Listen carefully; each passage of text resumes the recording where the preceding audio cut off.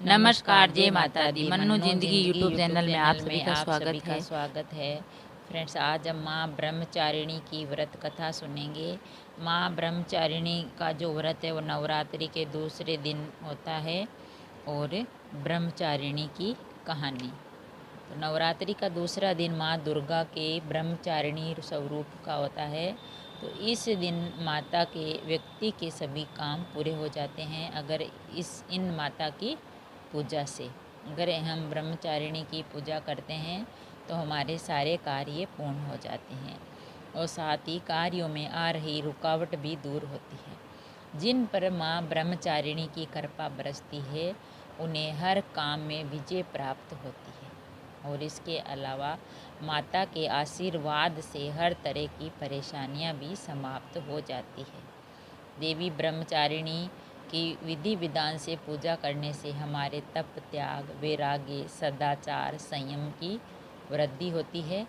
तो हम जानते हैं माता ब्रह्मचारिणी की पावन कथा कि माता ब्रह्मचारिणी क्या थी और कैसे वो ब्रह्मचारिणी बने। तो माँ ब्रह्मचारिणी का जो जन्म है वो पर्वतराज हिमालय के घर में हुआ था।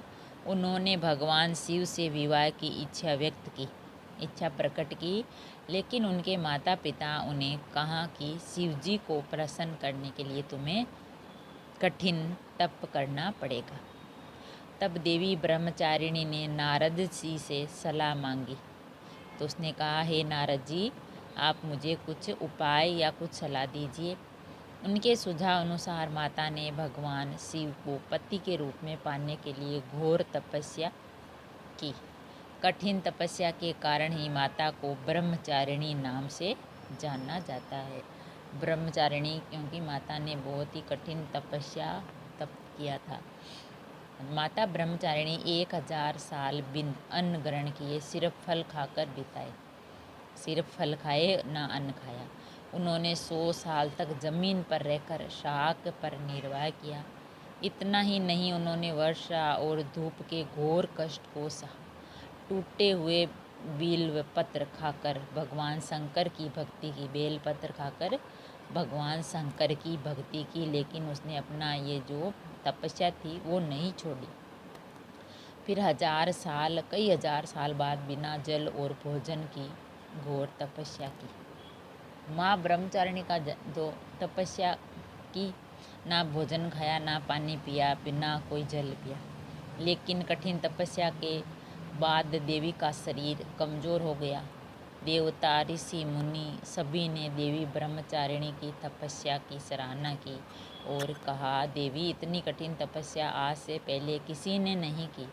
आपको भगवान शिव पति के रूप में अवश्य प्राप्त होंगे। अतः अंत में माता की कठोर तपस्या से प्रसन्न होकर भगवान शंकर ने उन्हें पत्नी रूप में स्वीकार कर लिया।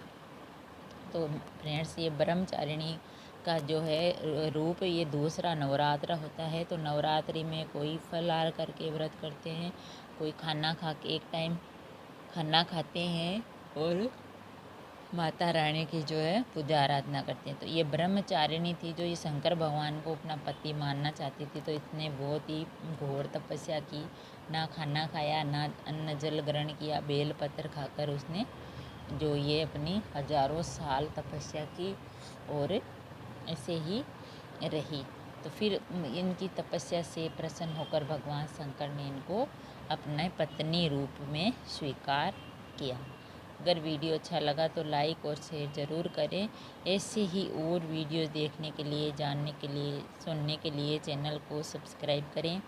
थैंक यू, धन्यवाद।